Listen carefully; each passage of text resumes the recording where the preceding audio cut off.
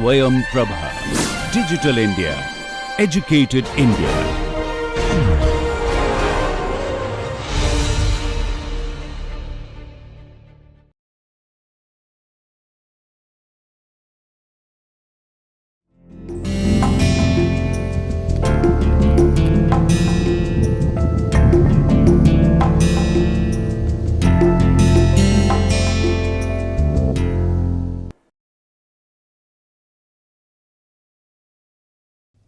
I am Debojit Kumar Sharma. I will be taking this lecture on probation system as part of the course on Criminology, Penology and Victimology. As you may be knowing that the Probation of Offenders Act 1958 is the central legislation in India for the purpose of releasing an offender on probation or after admonition. Now, when we say that the Probation of Offenders Act is the central legislation, that does not mean that the states cannot have their own legislation on probation. Many states in India, they are having their own state specific legislation pertaining to probation, and the state of Uttar Pradesh is one of those states. In addition to the central legislation, that is the Probation of Offenders Act, we also have analogous provision in the Code of Criminal Procedure in section 360, which empowers a court to release an offender on probation or after due admonition. Now, the probation is something that is an universally acclaimed correctional strategy for the extramural treatment of offenders. Some of the states in India, they have their own state specific enactment, as I have already told you, even prior to the independence of the country. However, the enactment of 1958, that is the Probation of Offenders Act, is the first time that the country got one central legislation pertaining to the subject of probation. Now, before we delve into the whole system of probation that is there in the country, let us look at the various conceptual as well as theoretical perspective on probation. Now, as a matter of concept, if you look at probation, it is something as a sentencing strategy, or you can say it is an alternative to imprisonment. As you know that imprisonment is something that is widely acclaimed or accepted form of punishment, adequately serving the cause of retribution, prevention as well as deterrence. But the systems such as probation are well known, and it's it's worldwide accepted for the potential of better reformation and reintegration of offenders in society. The word probation is derived from the Latin word probatum, which means and implies that the act of proving, and that means the probation is nothing but suspension of sentence by the court. When somebody is released on probation, sentence in the literal sense of the term is not imposed. Offender remains in the community until the expiry of the duration of sentence, unless of course in the meantime he or she is engaged in a conduct that would warrant carrying out the sentence.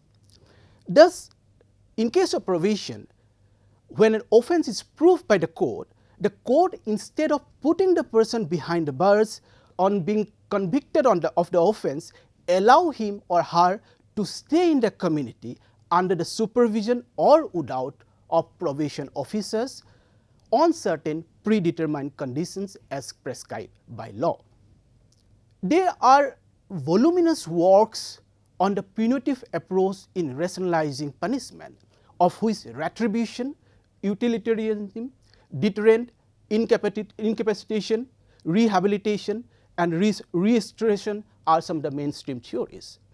Among these theories, the theory of rehabilitation focuses on the individual from more of a therapeutic understanding, and restoration theory is more about repairing the harm caused by crime with the involvement of all concerned stakeholders.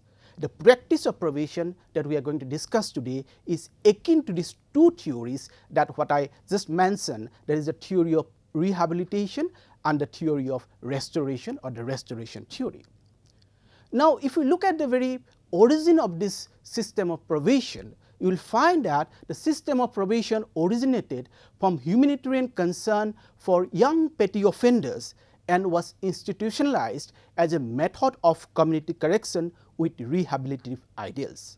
Thus, philosophical foundation of probation is rooted in community-based correction as an extension of institution-based correction.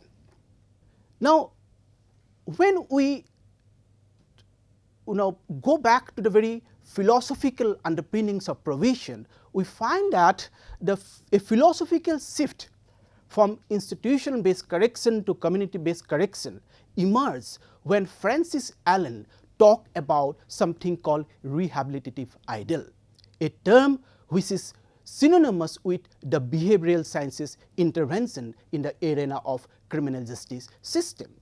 Now, when you say the behavioral sciences intervention, that means that what we have at the social casework intervention in the whole arena of or in the field of criminal justice system. Now, the social casework intervention usually happens in three systems of criminal justice administration. That is, number one, the system of probation, number two, the system of parole, and number three, the juvenile justice system.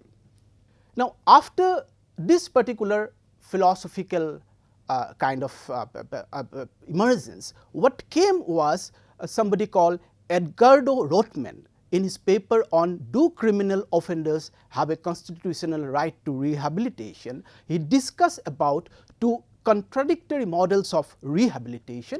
One is authoritarian and the other is humanistic. The first one is not only authoritarian but also paternalistic in nature, and the second one is more about liberty. That is why we call it humanistic.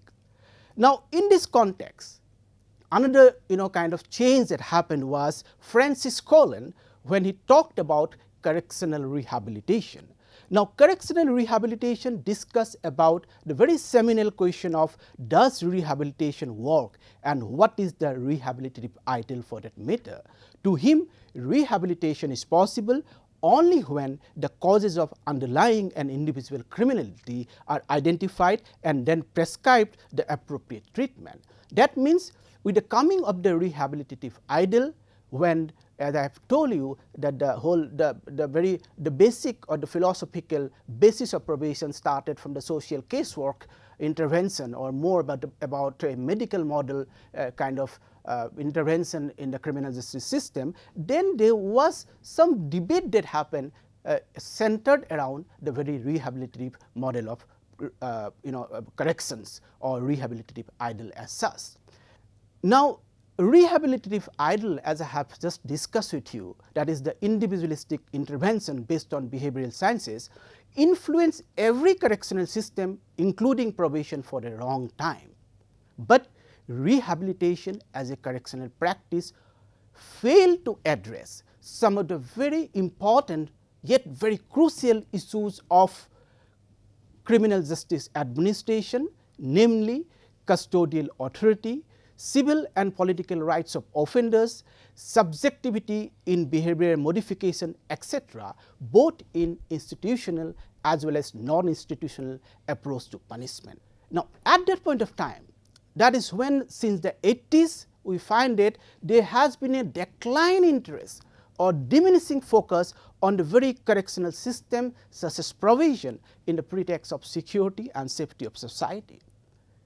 In that particular context, what emerged was something very important that we call as rehabilitative model of correction to revamp the system such as probation across the country. That means there is a philosophical shift that can be seen as the history goes or as the system, the concept of probation evolved, that is from rehabilitation to reintegration, from medical model of correctional intervention to rehabilitative model of correction. This is something a very, very important philosophical shift that can be seen in the history or the evolution of probation worldwide.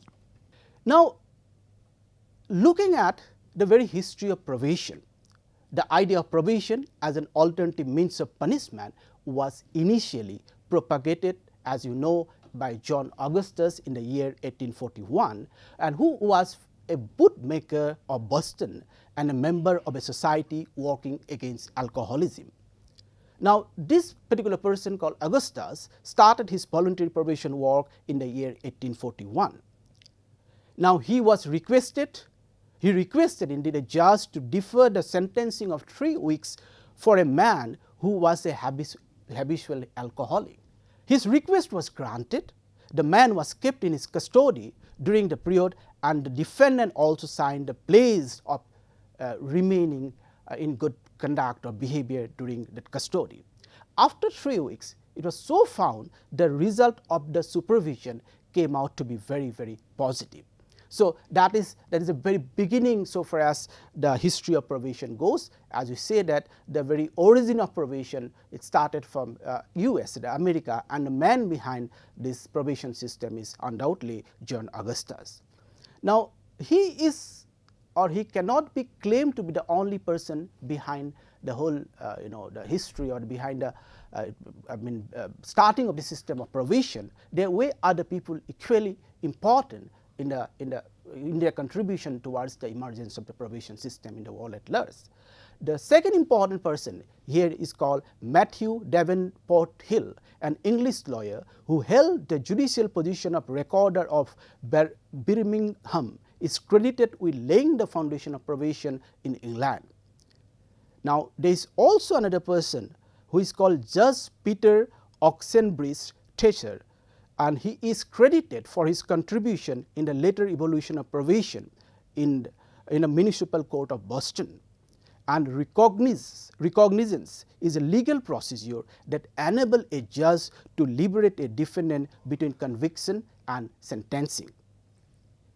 Now, in addition to these accounts of John Augustus and other two persons who were very kind of closely related with the history or with the beginning or the starting of the probation system, there are also other accounts of social, political as well as cultural influences which we often ignore in the making of the probation system in the world at large. Say for instance, in a United Kingdom, it is said that the probation emerged from 19th century interest in improving prisons and the fact that the creation of reformatories and training schools led to the discovery of the potential for reform in the first offenders and the young. Now, so far as the Europe is concerned, it is stated that rather than treatment and supervision being the main feature of the Anglo-Saxon model, the ratio decidendi of probation was rather desire of protecting certain offenders against the then inhuman conditions of prison and not of creating any specific method of treatment. These are the different opinions given by different theorists and philosophers from time to time, and we are just taking a note of that.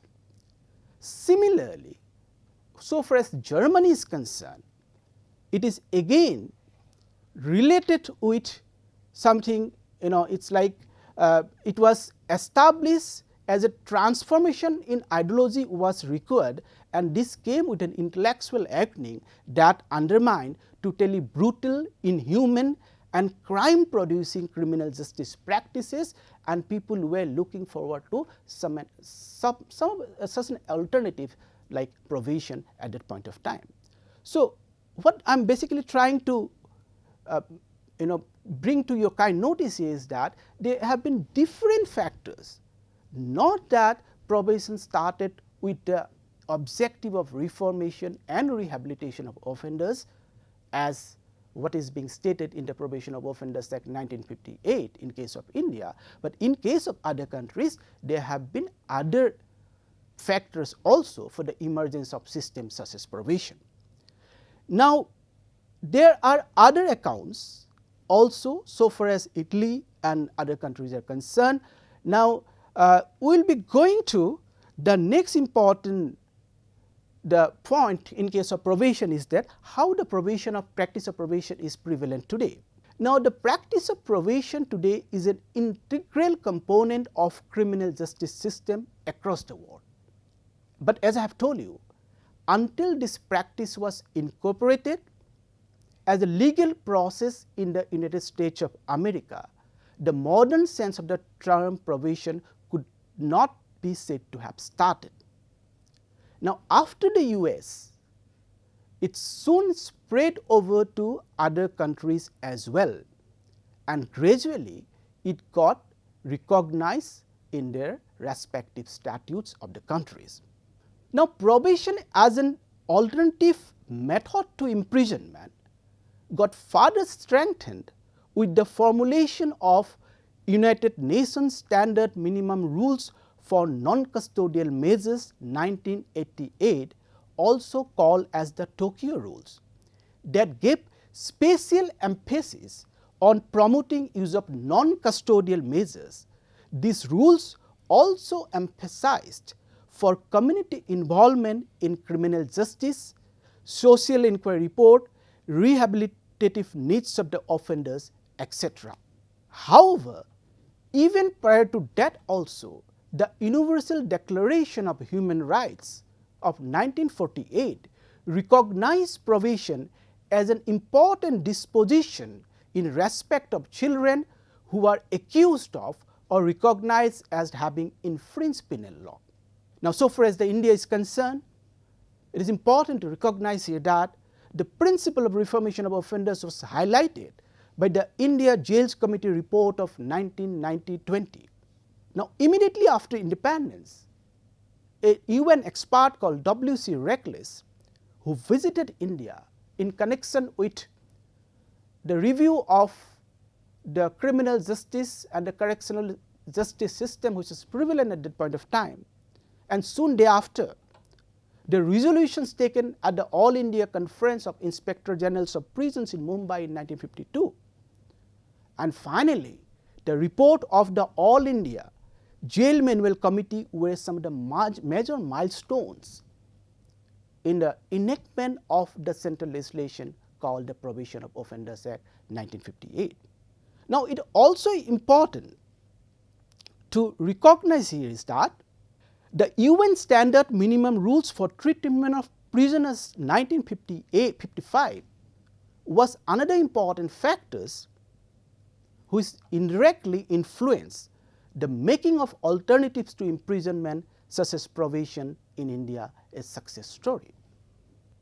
We will be moving to the very system of probation which is prevailing in the country today, so far as India is concerned. And as in the beginning I have told you, the Probation of Offenders Act is the central legislation for the purpose of reformation and rehabilitation of offenders as an useful member of the society without subjecting that person to the deleterious effect of jail life. Now, the important thing to be noted here is that the Probation of Offenders Act is not the only legislation which mentions or which talks about probation. In fact, as I have told you in the beginning, Section 360 of the Code of Criminal Procedure also talks about, or it also empowers a court to release a person on probation of good conduct or after admonition. Now, the earliest provision so far as probation in India is concerned happens to be Section 562 of CRPC 1898. In fact, this particular provision of law was the first statutory expression to the penal system reflecting probation philosophy. Now, according to this provision of law, probation implied release on probation the first time offenders in the discretion of the court for minor offences up to 2 years of imprisonment. So, what we have today in the light of or in the same line of section 562 CRPC of 1898 is section 360 of CRPC. Now, what is section 360 and how section 360 CRPC is somewhat similar or different from that of the Probation of Offenders Act, and more specifically the provision governing the release of an offender on probation or after admonition. Let us go to section 360 CRPC, and the title of which is Order to Release and Probation of Good Conduct and After Admonition. Now, if you look at section 3601, and it goes, and I quote, when any person not under 21 years of age is convicted of an offence punishable with fine only or with imprisonment for a term of 7 years or less, or when any person under 21 years of age or any woman is convicted of an offence not punishable with death or imprisonment for life, and no previous conviction is proof against the offender, such a person can be released on his entering into a bond with or without sureties to appear and receive sentence when called upon during such period as the court may direct, and in the meantime to keep the peace and be of good behavior. Now, the important words to be given, given a kind of notice here is that when any person not under 21 years of age is convicted, that means any person who may not be under the age of 21 years can be given the benefit of probation. That is the kind of conclusion we can draw from here. Similarly, what is being given here is that another condition, that is the person happens to be not under 21 years, at the same time he should not be convicted of an offence which is punishable for a term more than 7 years, that is for a term of 7 years or less. Only in those cases any person can be given the benefit of probation. Now, what is also being laid down under section 360 of CRPC is that when any person under 21 years of age or any woman is convicted of an offence not punishable with death or imprisonment for life, and no previous conviction is proved against the offender. That means, in case of an offender under the age of 21 years, and in case of an woman, if the offence for which the person is convicted is not punishable with death or imprisonment for life, and no previous conviction is proof against the offender, the person may be given the benefit of probation. It is a very, very important provision in CRPC. That means, as a matter of legal recognition, probation is very much part of the power, is an important power of the criminal code, and this benefit of probation can be given to any person subject to the condition that offence for which the person is convicted should not be more punishable with more than 7 years, and if the person happens to be 21 years and below, and if the person is a woman, the benefit of probation should be extended. But the word being used here is he be released on entering into a bond. Again, we will come to that, the very aspect that we will find in case of section 12 of the Probation of Offenders Act, which mentions that there would not be any disqualification attaching to conviction. Now, again, if you look at the very word being used here is in section 360 is released rather than convictions or without convicting the person, and similar words have not been used. Now, similarly, in 360(3) also you find mention about the conditions under which a person may be given the benefit of admonition, that is, if the offence is not punishable with more than 2 years of imprisonment or any offence punishable with fine, and in such cases after due admonition the person may be released. That is what the Code of Criminal Procedure talks about. But very importantly and interestingly, in 36010 what is being stated is that nothing in this section shall affect the provision of the Probation of Offenders Act 1958 or the Children Act 1960 or any other law for the time being in force for the treatment, training or rehabilitation of youthful offenders. And this very section, that is 36010, has come up for discussion in the Supreme Court decided case of Lakhan Lal versus State, about which we are going to discuss after some time. Now, the Code of Criminal Procedure in 361 also mentions about, or it also stipulates that special reasons to be recorded in certain cases where in any case the court could have dealt with an accused under section 360 or under the provision of Probation Offenders Act, but has not done so, it shall record in its judgment the special reasons for not doing so. That means why the person has not been given the benefit of section 360 CRPC or the provisions in the Probation of Offenders Act, that reasoning should be given by the court in its judgment. That is the requirement of section 361 CRPC.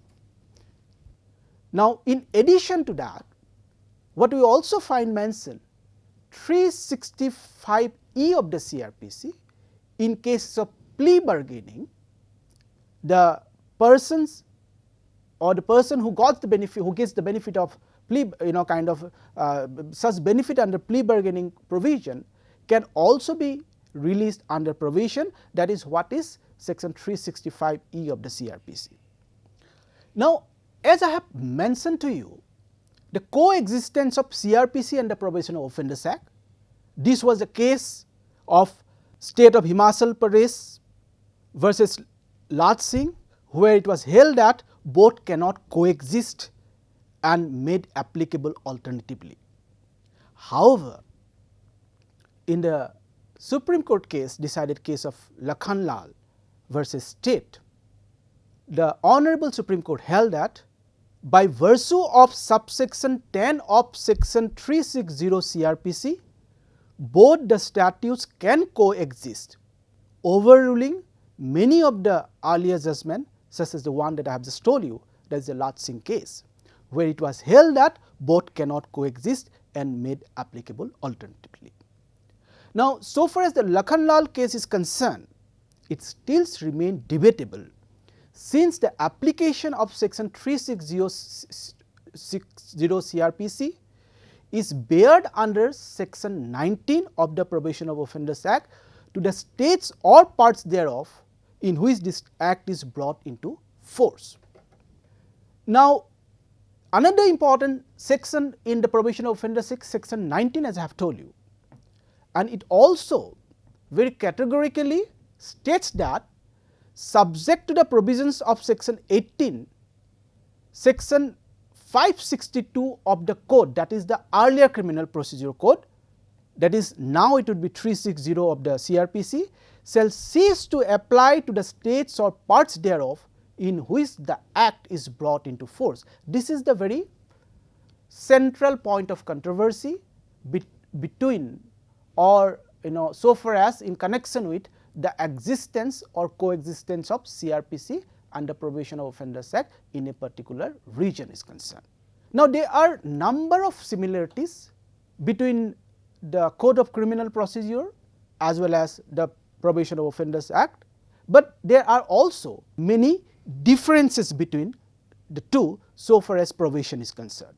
Now, the important difference here is that the Probation of Offenders Act provides a complete institutional mechanism for the purpose of release of an offender on probation instead of sentencing, but in case of section 360 CRPC, such an institutional mechanism is not provided.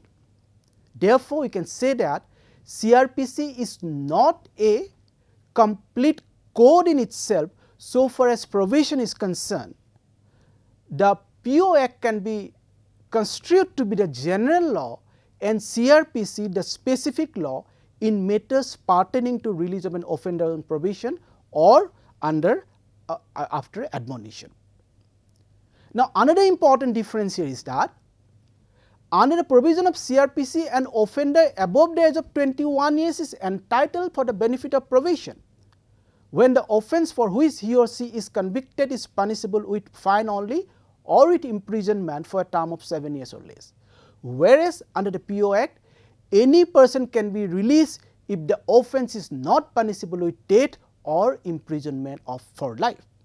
The section 360 CRPC specifically mentions about benefit to be provided to women in general if the offence for which such a woman is convicted is not punishable with death or life imprisonment. Such a gender specific provision does not figure in the Probation of Offenders Act. In case of section 360, probation may be granted if there is no previous conviction proved against an offender, whereas section 4 of the PO Act allows probation to repeat as well as petty offenders, and requirement of previous conviction proved or disproved is not there at all. Now, similarly, under section 360 CRPC, admonition is applicable only in case of IPC offences which have been specified therein, whereas under section 3 of the PO Act, admonition can be granted when an offence is punishable with maximum duration of imprisonment up to 2 years or with fine or with both under the IPC or any other law like special law. Now, let us look at the very scheme of the Probation of Offenders Act briefly. This Act has 19 sections, and if you look at the manner in which this law has been enacted, and what finds mentioned at the beginning of the law is that an act to provide for the release of offenders on probation or after due admonition and for matters connected therewith. That means, the Probation of Offenders Act has been enacted for the purpose of releasing an offender on probation or after due admonition and for matters connected therewith. That is why I have been telling this particular point that this is the general law, whereas the CRPC section 360 is the specific law. And another important section here is section 1(3). It is very important so far as enforceability of the Probation of Offenders Act is concerned, and it states, and I quote, "It shall come into force in such date as the state government may by notification in the official gazette appoint, and different dates may be appointed for different parts of the state." This is where we find the distinction between the Probation of Offenders Act and the Juvenile Justice Act. Both are central legislation for the purpose of reformation and rehabilitation of offenders, but in case of Juvenile Justice Act, it is being stated that the act will come into force on such date as the central government notifies. Whereas, in case of the Probation of Offenders Act, what is being very categorically stated here is that the act shall come into force on such date as the state government may notify. That means, this act has given this power of notifying about enforceability of this act to the state government, and it so happened that different states in India are yet to enforce the Probation of Offenders Act in their respective states, and if they have enforced it in some parts of the states, they might even not extended it to the entire state in case of many states for that purpose. That means, the Probation of Offenders Act is not applicable throughout the country as on date, though the intent of the central legislation was that it would be enforceable throughout the whole country. Now, another very important section here is that probation officer. As I have told you, there is an institutional machinery so far as the Probation Offenders Act is concerned. It talks about probation officer. It says that a person may be granted or given the benefit of probation only under the supervision of probation officers if the court deems it appropriate. Otherwise also the person may be given the benefit of probation, but the provision of probation officer is very much there, and release an offender under the supervision of probation officer is the very important feature of the Probation of Offenders Act. This is the point that I have been trying to bring to your kind notice here. Section 3 of this Act talks about power of the court to release certain offenders after admonition. I am not going to read out the entire section, because there are offences, IPC provision under which the person may be released or person may be given the benefit of admonition. Now, what is important for our purpose is section 4, which talks about power of court to release certain offenders on probation of good conduct. I have already explained to you the difference so far as releasing an offender under Probation of Offenders Act and releasing under the benefit of section 360 CRPC, but let me again read it out to you. This particular section 4(1), when any person is found guilty of having committed an offence not punishable with death or imprisonment for life, and the court by which the person is found guilty is of opinion that, having regard to the circumstances of the case, including the nature of the offence and the character of the offenders, it is expedient to release him on probation of good conduct, then notwithstanding anything contained in any other law for the time being in force, the court may. Again, the important point to be recognized here is that it is the discretion of the court to release an offender under the benefit of probation by virtue of section 4, because the word being used here is may. Whereas, it also provides or also gives that some conditions under which a person may be given the benefit of probation. Number 1, the person needs to have a fixed place of abode or regular occupation. Now, the court may also impose other conditions, like it also stipulates that before making any order under subsection 1, the court shall take into consideration the report, if any, of the probation officer concerned in relation to the case. Now, section 4(2) has come for discussion, or the court has given number of important judgment on this particular section, that is section 4(2). So far as the meaning and import of the word, the court shall take into consideration the report, if any. Let me quote some of the important cases.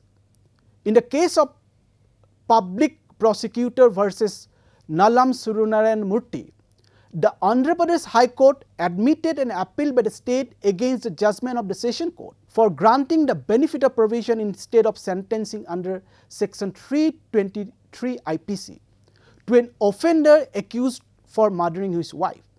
One of the key questions which came up before the court was if the provision of section 4(1) of the Probation of Offenders Act was rightfully applied to this case, as the report of the probation officer was never called for.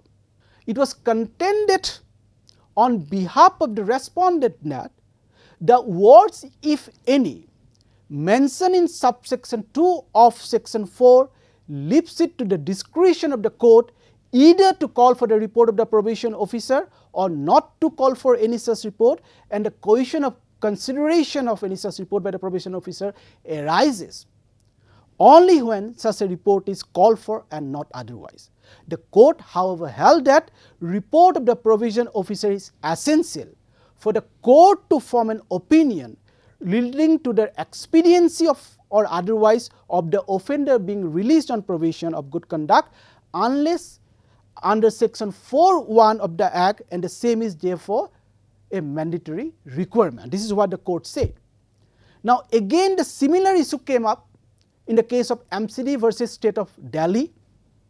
Now in that case, the Honorable High Court of Delhi, while upholding the conviction order of the lower court, maintained that since the offender did not have any history of past conviction, together with the fact that he suffered trial for 12 years with 3 days of jail term, he be released on probation. Now against the said order of the High Court, MCD filed an appeal before the Supreme Court. Now again this very particular subsection 2 of section 4 came up for discussion, or in the Supreme Court this particular interpretation came up, and the Supreme Court held that one of the critical questions here was that interpretation of subsection 2 of section 4 of the Probation Offenders Act, and it states, before making any order under subsection 1, the court shall take into consideration the report, if any, of the probation officer concerned in relation to the case, as I have told you already. The Supreme Court, on hearing both the parties, concluded that discretion to grant the benefit of probation should be exercised with responsibility, considering the antecedent and precedent of the offender, because of which a report of the probation officer is important. Subsection 2 of the section 4 needs to be understood. In that sense, the court is bound to call for a report of the probation officer and consider the said report, although court is not bound by the report being given, what is written in the report by a probation officer. Now the word shall, as referred to in subsection 2 of section 4, is a mandatory requirement and a condition precedent to the release of an offender under the Act, and not calling for such a report is a procedural infirmity on the part of the court. In case such a report is not available, court can decide on matters on the basis of materials available to it. Now section 5 talks about power of court to release offenders to pay compensation and cost. Now one of the important provisions of the Probation Offenders Act is section 6. It restricts imprisonment of offenders under 21 years of age, and this section states, and I quote, when any person under 21 years of age is found guilty of having committed an offence punishable with imprisonment, but not with imprisonment for life, the court by which the person is found guilty shall not sentence. Very remarkably, the word being used is shall not sentence. That means, as a matter of rule, no person who is below the age of 21 years, if he is being convicted for an offence which is not punishable with imprisonment for life, cannot be sent to the jail unless the court is satisfied that there are other reasons which may be attached to the very conviction, or there are special reasons for doing so. That means, if it is so, it is also stated in that it would not be desirable to deal with him under section 3 or section 4, and if the court passes any sentence of imprisonment on the offender, it shall record his reason for doing so. And remarkably, if a person is not given the benefit of probation under section 6, the court has to mandatorily call for the report of the probation officer. That is what is being stated in section 6. So the conclusion we can draw here is that under section 6 of the Probation of Offenders Act, probation becomes a mandatory requirement because the word being used here is shall. Whereas in case of section 4, it is the discretion of the court because the word being used is may. Now, in case the person is not given the benefit of probation under section 6, that is somebody who is below the age of 21, the court has to call for the report of the probation officer. That is a mandatory requirement, what is being stated in section 6 of the Probation Offenders Act. There are many important cases. Now, another important section is section 8, that is the variation of conditions of probation. You can read on under what circumstances the conditions of probation can be varied by the court from case to case. Section 9 talks about procedure in case of offender failing to observe conditions of bond. Section 10 is about provision as to sureties. Section 11, courts competent to make orders under the Act, appeal, revision and powers of court in appeal and revision.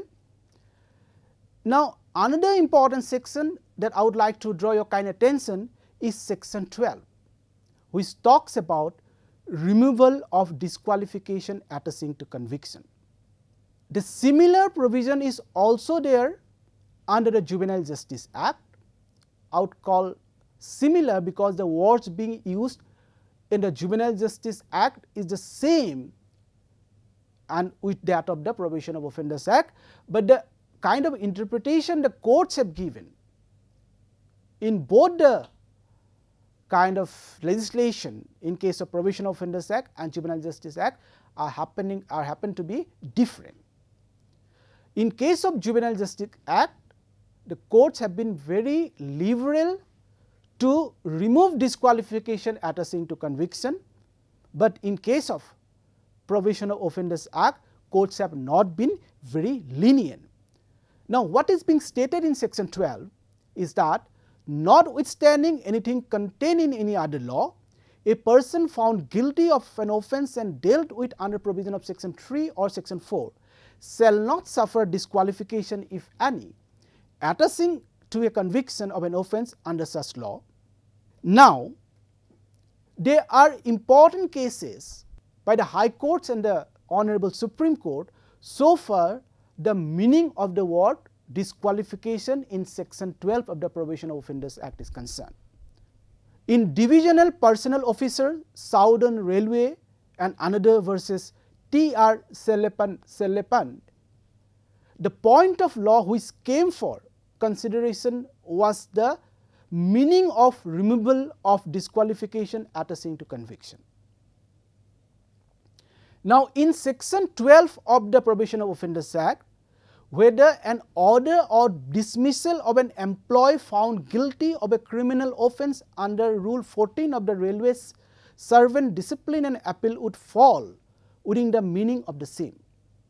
It was held in this case that disqualification under section 12 only refers to such disqualification which are explicitly mentioned in other statutes, such as holding of offices, standing for elections, etc., not an automatic disqualification attached to a conviction in itself. That is the interpretation of disqualification attaching to removal of disqualification attaching to conviction given by the High Court in this particular case. Therefore, dismissal of an employee for misconduct under service rule cannot be washed away by virtue of section 12 of the Act in such an employee's release on probation. The court further held that the order of release on probation is merely a substitution of the sentence to be imposed by the court. Similarly, the Shankar Das versus Union of India case also, a government employee was prosecuted for breach of trust in relation to an amount of rupees 500, which was convicted by the court, but he was released on probation under section 4. Consequently, his services were terminated by the government on the reason of his conviction by the impugned order.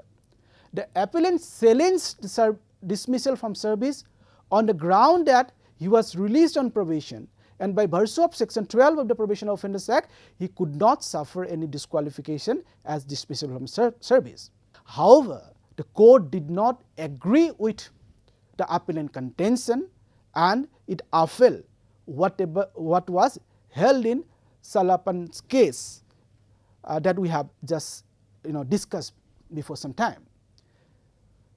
Now, we also have another important case called Trikaram versus VK Seth, where the Honorable Supreme Court gave a somewhat different interpretation of section 12 of the Act without being restrictive by merely converting an order of dismissal of service to an order of removal from service, so that the same could help the petitioners to secure future employment in other establishment. Now, the important aspect to be seen is that court in this case said that the order of punishment in the light of section 12 of the Act should not be detrimental to the interest of the offender so far as the future employment with the government was concerned. The appellant, therefore, in the instant case was removed from service rather than being dismissed from service. Now, there is another case, Union of India versus Bakshi Ram of 1990 case, where the offender, the Bakshi Ram, was a constable with the Central Reserve Police Force, who was convicted under section 10N of the CRPF Act 1949 and was subsequently released on probation under section 4 of the Probation Offenders Act. The offence specified under the impugned act was any act or omission which was prejudicial to good order and discipline.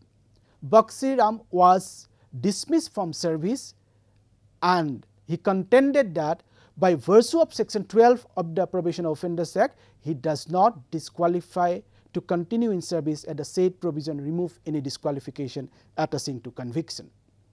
Now, section 12 of the Act only directs that the offender shall not suffer disqualification, if any, attaching to a conviction of an offence.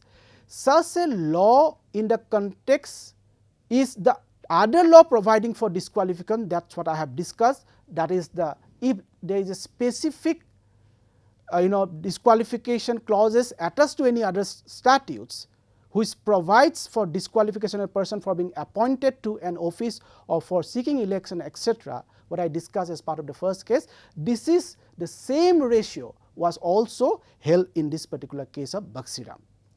Now, we have other important provisions in the Act, but then because of we have the limited time, we may not be able to discuss every important provision, but please recognize the fact that section 13 is another important provision which talks about the probation officers, their duties, that is section 14, section 16 talks about protection of action taken in good faith, etc.